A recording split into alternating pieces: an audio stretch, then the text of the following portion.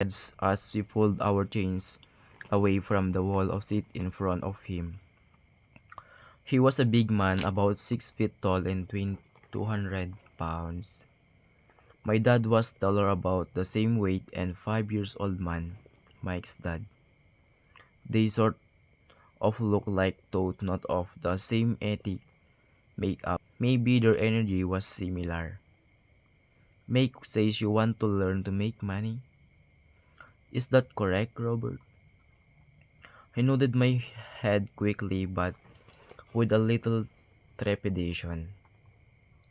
He had a lot of power behind his word and smile. Okay, here's my offer. He'll teach you, but I won't do in classroom style. You work for me, he'll teach you. You don't work for me, I won't teach you.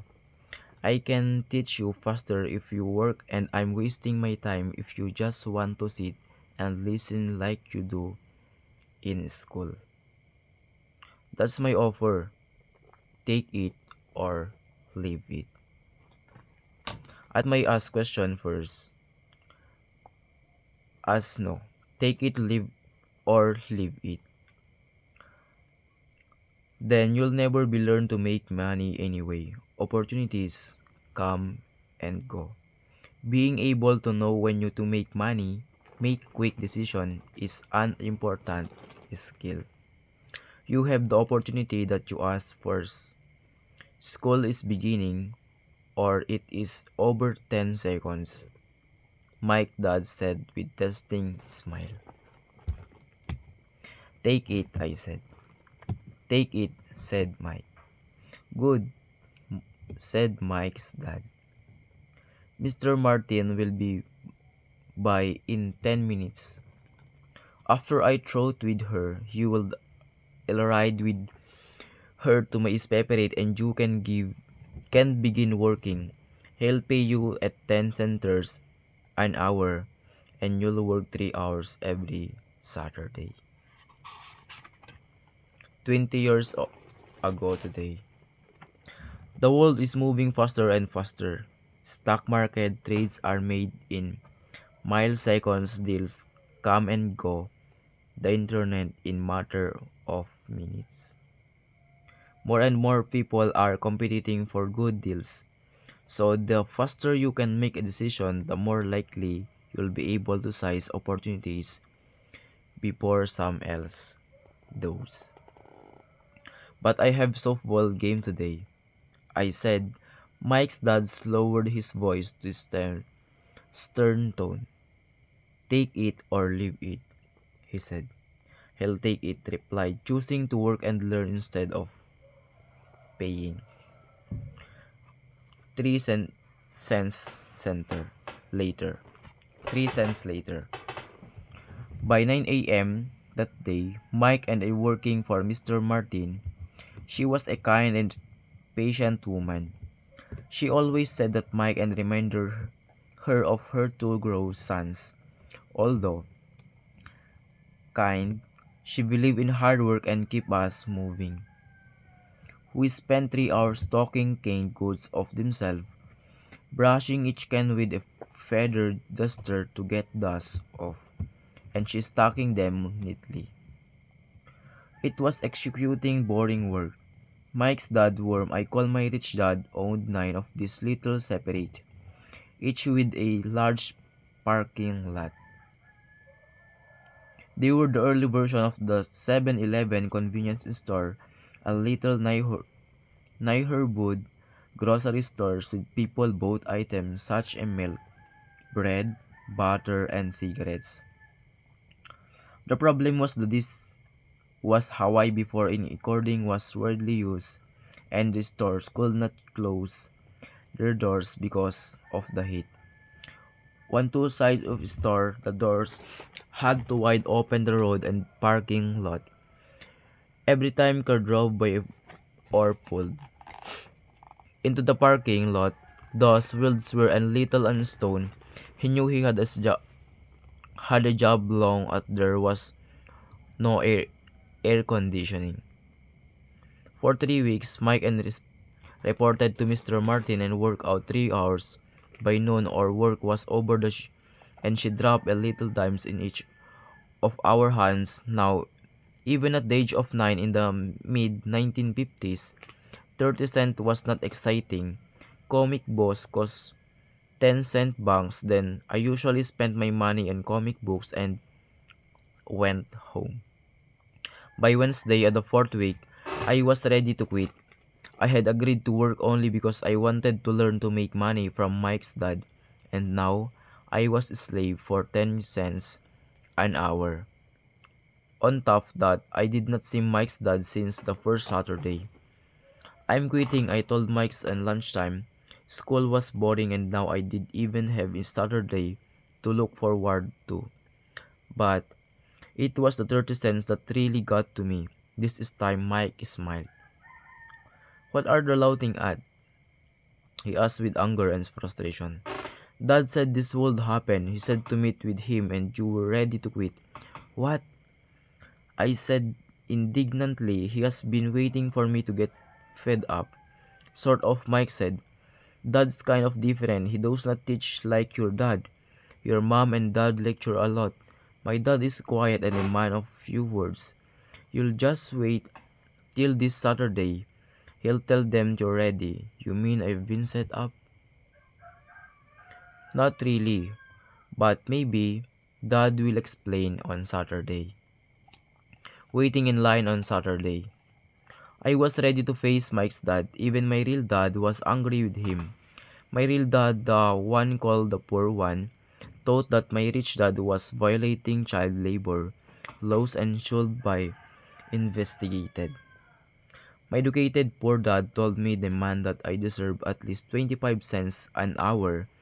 My poor dad told me that if I did not get a raise,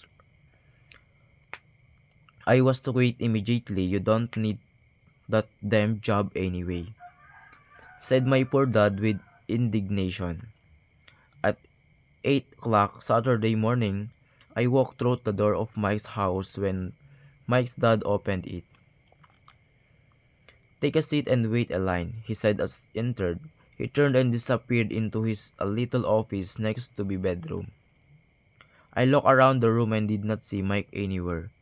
Feeling awkward, I cautiously sat down next to the same two women who were the 3-4 weeks earlier. They smiled and slid down couch to make room for me. For 5 minutes went by. I was steaming. The two women had met with him and left 30 minutes earlier. An older gentleman was in the earth there for 20 minutes and was long also gone. The house was empty. And here I sat musty, dark living room on a beautiful sunny Hawaii day, waiting to talk to cheapskate and exploit children. I could hear him rustling around the office, talking to the phone and ignoring me. I was ready to walk about. For some reason, I stayed. Finally, 15 minutes later and exactly 9 o'clock, Rich Dad walked out of his office, said nothing and signaled with his hand for me to enter. I understand you want to raise. You're going to quit, Rich Dad said to you, swiveled in his office chair. Well, you are not keeping your end of bargain, blurted out, nearly in tears. It was really frightening for me to confront and grown up. You said that you will teach me if you work for you. Well, I work for you. If you said that you will teach me if work for you, well, I work for you. I work hard. I given up my baseball games for work for you, but you have not kept your word, and you have not taught anything. You are crook like everyone its own things. You're greedy. You want all the money and don't take care of your employees. You made me wait and don't show me any respect.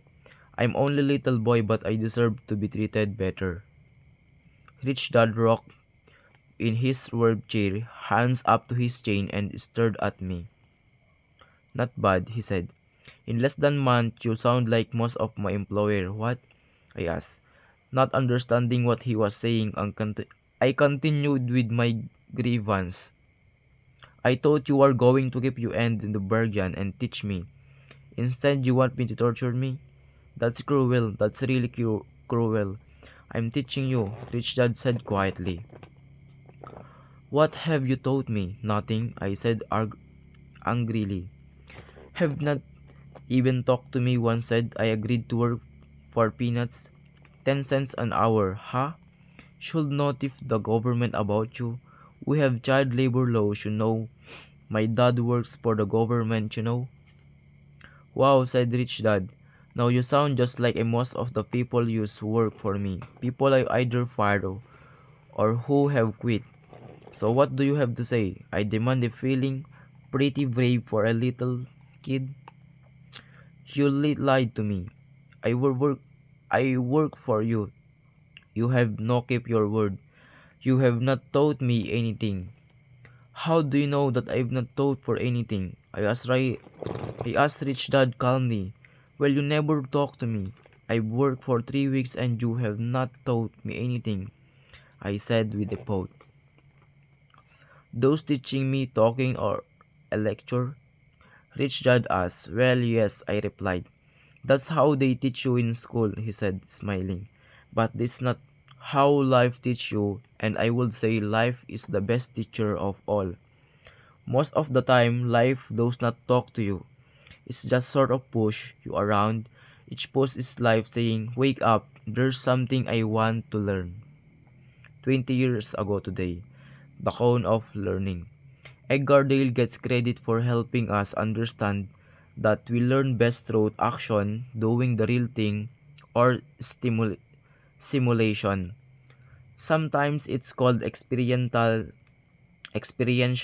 learning. Dale and his cone learning tell us that reading and lecture are the best, least effective ways to learn.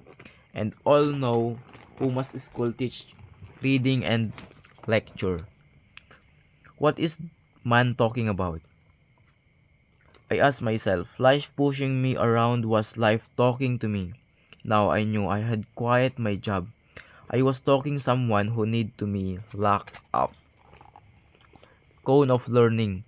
After 2 weeks we tend to remember nature of environment active passive.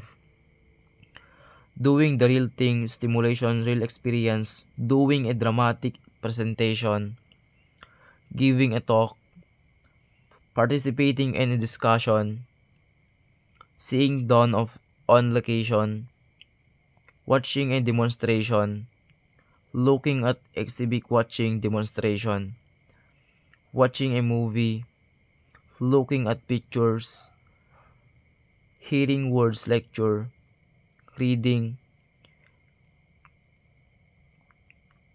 90% of what say and do, 70% what we say, 50% of what we hear and see, 30% of what we see, 20% of what we hear, 10% of what we read. If you learn life lesson, you will do well. If not, life will just continue to push you around. People do things, some just let push them around. Others get angry and push back, but they push back against their boss of their job or their husband or wife. They do not know it's life that's pushing. I had no idea what he was talking about. Life push all of us around. Some people give up and others fight. If you learn the lesson and move on, they will come life pushing them around. To these few people, it means they need and want to learn something. They learn and move on, most quit, and if you like, you fight. Rich dad students shut the creek, old modern window that need repaired. If you learn this lesson, you will grow into wise, wealthy, and happy young man. If you don't, you will spend your life blaming a job, low pay, or your boss for your problems. You'll live life always hoping for big break that will solve all your money problems.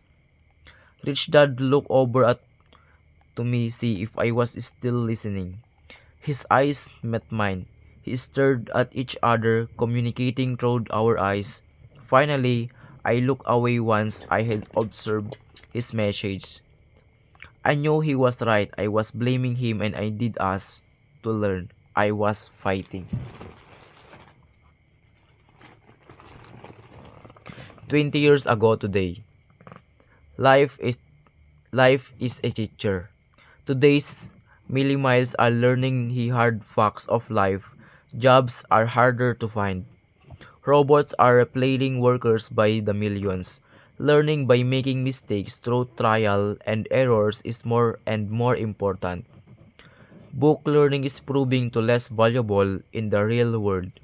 No longer those to college education guarantee a job. Rich Dad continued, or if you are the kind of person who has not guts, you just give up every time life pushes you. If you're that kind of person, you will live at all your life, paying it safe, doing the right thing, saving yourself for some event that never happens, then die a boring old man. You'll have lots of friends who really like you because you were such nice, hardworking guy. But the truth is that you left life pushed into your submission. Deep down, you were terrified of taking a risk. You really wanted to win, but the fear of losing was greater than of excitement of winning. Deep inside you, and only you will know that did not go for it. You chose to play it safe. Our eyes met again. You've been pushing me around, I asked. Some people might say that I smiled, Rich Dad. I would say that you just give a taste of life. What taste of life? I asked, still angry, but now curious and ready to learn. You boys are the first people who have ever asked me to teach me then how to make money. I have more than 150 employees and not one of them asks me what I know about money. Then ask me for a job and paycheck, but never teach me about money. So most will spend the best year of their lives working for money, not really understanding what is they are working for. I say they're listening intently. So when Mike told me you wanted to learn how to make money, I decided to design a course that mirrored real life. I could talk until I was blue in the face but would not hear anything, so I decided to left push you around a bit so I could hear me. That's why I only paid for 10 cents. So what is the lesson I learned from working for only 10 cents an hour? I asked that you are a cheap and exploit your worker. Cheap. 20 years ago today, change what you can. I've learned that truth is wisdom in Rich Dad's work so much of life in our if of our control. I've learned to focus on what I do. I have control over myself and if things must change, first I change. Rich Dad worked back and launched her tea. Finally he said, you best change your point of view. Stop blaming me and thinking I'm the problem. If you think I'm the problem, then you have to change me. If you realize that you are the problem, then you can change yourself. Self, learning something, and grow wiser. Most people want everyone else in the world to change but themselves. Let tell you it's the easier to change yourself than everyone else. I don't understand, I said. Don't blame me for problems, Rich Dad said, growing impatient, but you only pay me 10 cents. So what are you learning? Rich Dad asked, smiling. That's your chip, I said with slight grin. See, you think I'm the problem? Said Rich Dad, but you are. Well, keep that attitude and you'll learn nothing. Keep the attitude that I'm the problem and what I choose you have. Well, if you don't pay me more or show me more respect and teach me, I'll quit. Well, Paul Rich Dad said, and that's exactly the most people do. They quit and go looking for another job. a better opportunity, and higher pay, actually thinking that is will solve the problem. In most cases, it won't. So what should I do? I asked. Just like this mintly 10 cents an hour and smile? Raised thinking that more money will solve their problems. Most just accept and some take a second job working harder, but again accepting a small paycheck. I sat starting the floor, beginning to understanding the lesson Rich Dad was presenting. I could sense it was the taste of life. Finally I looked up and asked, so what will solve the problem? This he said, leaning forward in his chair and tapping me gently on the head. This stuff between your ears.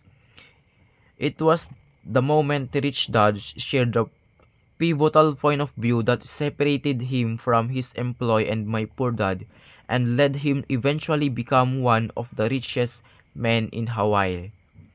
While my highly educated but poor dad struggled financially at his life, it was a singular point of view that made all the difference over a lifetime. Rich Dad explained his point of view over and over, which I call lesson number one. The poor and the middle class work for money. The rich have money work for them. On the right Saturday morning, I learned a complete different point of view from what I had been taught by poor dad. At the age of 9, I understand that both dads wanted to me learn. Both dads encouraged me to study, but not the same thing. 20 years ago today, asset over income. Buying a building assets that deliver cash flow is putting your money to work for you. High paying jobs means two things. You're working for money and the tasks you pay will probably increase. I've learned to put my money to work for me and enjoy the task benefit of generating income that does not come from a paycheck. My highly educated dad recommended that I do what he did. So I want to study hard, get good grades so you can find a safe, secure job with a big company and make sure it was excellent benefits. My rich dad wanted to me to learn how money works so I could make it work for me. The lesson I would learn throughout life with this guidance, not because of classroom. My rich dad continued my first lesson. I'm glad to got angry about working for 10 cents an hour. If you had got angry and he simply by accepted it, it would have to tell you that I could not teach you. You see that you see? True learning takes energy, passion, and burning desire. Anger is a big part of the formula. For passion is anger and love combined. When it comes to money, most people want to play safe and feel secure. So passion does not direct them, fear does. So, is that they'll take jobs with low pay? I asked. Yes, rich dad. Some people say exploit people because I don't pay as much as the sugar plantation of the government. I say the people exploit themselves. It's either fear, not mine. But don't feel you should pay them more? I asked. I don't have to. And besides, more money will not solve their problems. Just look at your dad. He makes lot of money and still can't pay his bills. Most people give more.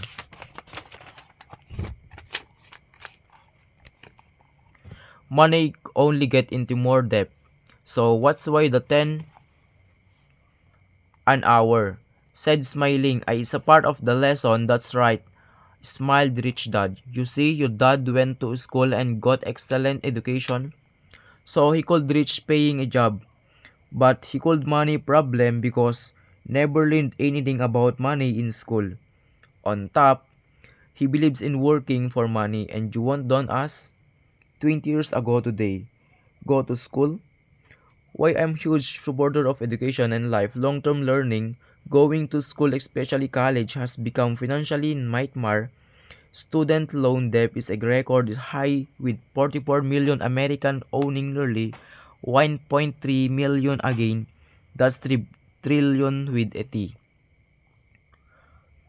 Not really, said Rich Dad. If you want to learn to work of money, then stay in school. What is a great place to learn to do that?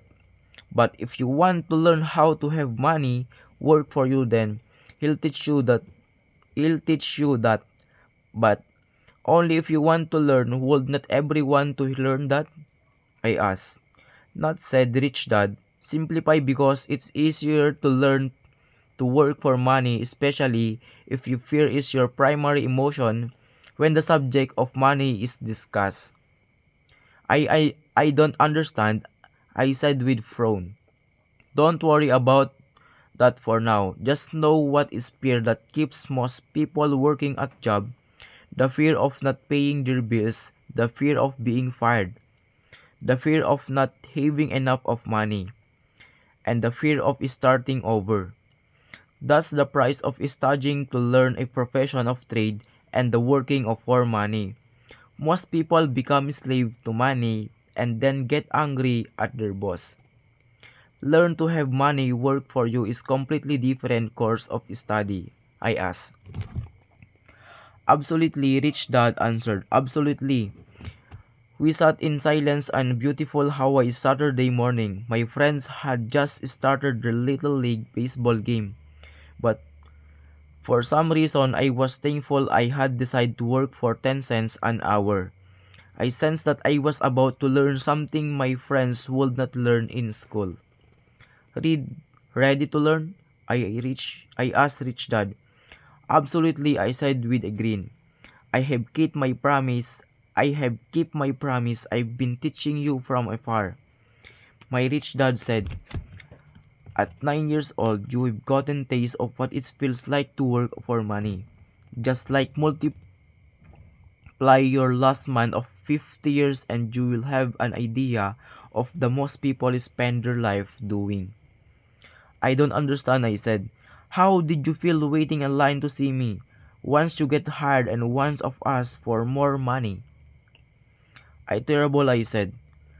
If you choose me for work for money, that is what life will be like. Rich dad, and now he did you feel when Mr. Martin dropped 3 times in your hand for 3 hours of work? I felt like was not enough. It seemed like nothing. I was disappointed, I said. And that is how most employees feel when they took look at their paychecks, especially after all the tasks and other education are taking out. At least you get 100%. You mean most workers don't get paid everything? I asked with amazing. Heavens no, said Rich Dad. The government always takes its share first. How do they do that? I asked. Tax, said Rich Dad. You tax when you earn. You are taxed when you spend. You tax when you are save. You are taxed when you die. What? Why do people let the government do that to them? The rich don't, said Rich Dad with a smile. The poor and the middle class do. He'll bet you that you earn money than your dad, yet he pays you in a tax. How can the how can that be? I asked. At my age that made at my at my age that made no sense to me.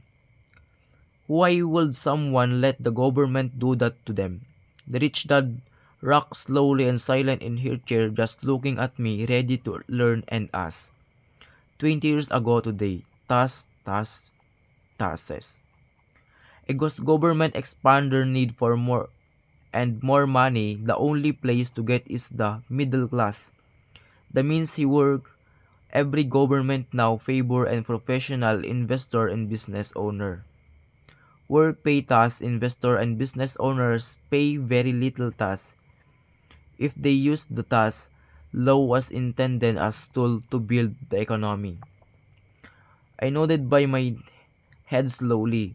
I said there is a lot of learning how to have money work for you is a lifetime study. Most people go to college for years and their education ends. I already know that my study of money will continue over my lifetime. Simplify, because